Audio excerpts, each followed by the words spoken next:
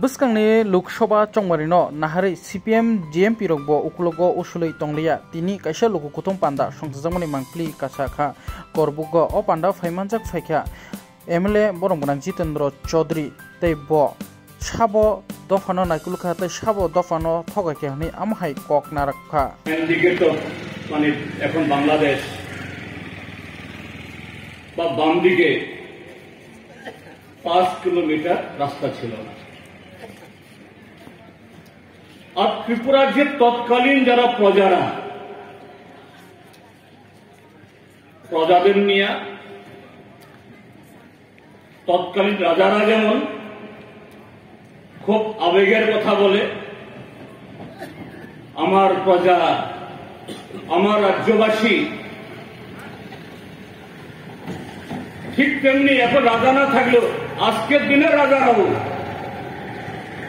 অর্থাৎ আজকের দিনে যারা যে কোনো প্রকারে টাকা দিয়া পয়সা দিয়া নির্বাচন আসলে পরে নানা রকম প্রতিশ্রুতি দিয়া যারা শাসন ক্ষমতায় বসে, আজকের মুখ্যমন্ত্রীরা মন্ত্রীরা তারাও জনগণকে সম্ভাষণ করতে গিয়া, জনগণকে বলতে গিয়া একেবারে মানে মিষ্টি কম দিয়া বলে না, আমার ত্রিপুরাজ্যের মানুষ, আমার রাজ্যের মানুষ, আমার রাজ্যের প্রজা, চিনি ত্রিপুরাসা, চিনি দফা, চিনি জাতি, কেউ কম বলে না। কিন্তু আমরা কি দেখি? আমরা দেখি শুধু ক্ষমতায় টিকে থাকার জন্য মানুষকে কিছু বিভ্রান্ত করা ছাড়া বা ভোট নেওয়ার জন্য মানুষকে কিছু প্রতারণা করা ছাড়া, ঠকানো ছাড়া এর আগে ত্রিপুরার যে কমিউনিস্ট পার্টি বা বামপন্থীরা বাদে এ রাজ্যে কেউ করে না। তো সেই 1945-এ যে প্রজাদের দৌলতে আমাদের রাজাদের নয়ুম্মা, পর্যন্ত রাজপ্রাসাদ, নীলমহল মানে জলের মধ্যে মহল, এগুলো তৈরি হইবার আজকে 100-150 বছর বাদেও দ্বিতীয় একটা এরকম বাড়ি সরকার উঠাতে পারে নাই। আজ থেকে 100-150 বছর আগেও যখন এখানে কোন বিদ্যুৎ কেন্দ্র ছিল না, তখনও সেখানে বিদ্যুতের উষ্ণায় আলোর কোনো অভাব ছিল না। সেরকম যারা শাসকরা তারা কিন্তু এই রাজ্যের যে প্রজাদের ঘামে রক্তে, প্রজাদের ভালোবাসা, প্রজাদের ভক্তি, তার সুবাদে এই রাজত্ব সেই প্রজাদের জন্য কিচ্ছু করে নাই। সেই কারণে মাত্র 11 জন যুবক, তৎকালীন সময়েতে লেখাপড়া যুবক, জানা যুবক তো নাই, দশরথ দেব, সুধন্য দেববর্মা, হেমন্ত দেববর্মা, অঘোর দেববর্মা, ডাক্তার নীলমণি দেববর্মা সহ 11 জন, তারা আগরতলা শহর থেকে 12 কিলোমিটার দূরে দুর্গা চৌধুরী পাড়াতে বসলেন পৌষ মাসের 11 তারিখ এরকম শীতের সময়। কি করা যাবে? যুবক মানে যুবক, আজকের দিনে যুবকরাও যদি সরকার যুবকদের জন্য কিছু না করে, কিছু খুব বিক্ষোভের কথা হয়, না চলো কালকে আমরা একেবারে গিয়া জবরদস্তি কইরা গেট ভেঙে ঢুকিয়া যায়। এখন যেমন হাজার হাজার ছেলে মেয়ে পরীক্ষা দিয়া এসটিজিটি, ট্যাট, ত্রিপুরা যে বিজেপি সরকার চাকরি দেয় না, এরকম পরীক্ষা নিরীক্ষা হওয়ার পর 2-3 বছর পরে ফল বাইর হয়। ত্রিপুরার ছেলে মেয়ে চাকরি পায় না, চাকরি পায় বিহারের ছেলে, উত্তরপ্রদেশের ছেলে, আসামের ছেলে।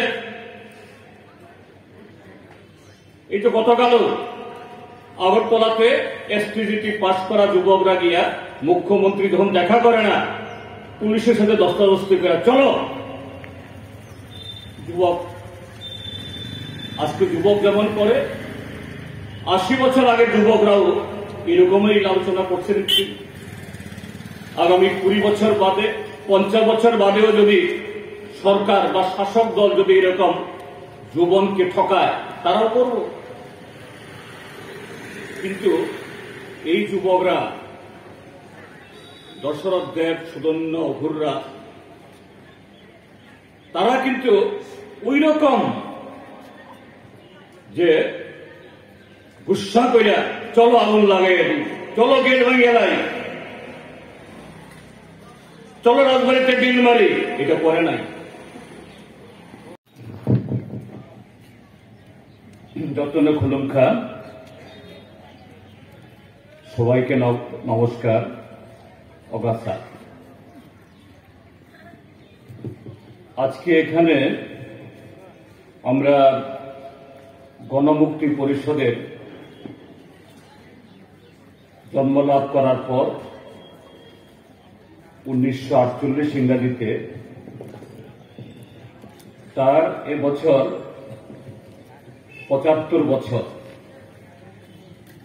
5 কম 80 বছর। সে উপলক্ষে আমাদের এই আলোচনা সভার সভাপতি মণ্ডলীর কমরেড সদস্যবৃন্দ, মঞ্চে আসীন আছেন এখানে আমাদের তিনজন প্রবীণ আমাদের অভিভাবক, যারা যৌবনকালে এই করবুক মহকুমা, তখনও করবুক মহকুমা হয় নাই, এটা যখন প্রায় সম্পূর্ণ অন্ধকারে ছিল, অর্থাৎ রাস্তা নাই, ঘাট নাই, অফিস নাই, কাছারি নাই, ঠিকভাবে বাজার মিলে না, মানুষ অসুখ হইলে পরে বৌদ্ধ কবিরাজের কাছে নির্ভরশীল হওয়া ছাড়া কোনো উপায় নাই, অভাব অনটন হইলে পরে কারো কাছে গিয়া সাহায্য চাইবার সেরকম কোনো লোক নাই, বা চাইলেও কারো কিছু দিবার ক্ষমতা নাই। কিন্তু মানুষের জন্য সেই সুযোগ সুবিধা থাকুক বা না থাকুক, এখানে জুলুম, খাজনার জুলুম, পুলিশের জুলুম, ফরেস্টারের জুলুম, এবং মাঝে মধ্যে তৎকালীন পূর্ব পাকিস্তান ছিল, এখন বাংলাদেশ, ওই পার থেকে আসা চোর ডাকাতদের জুলুম,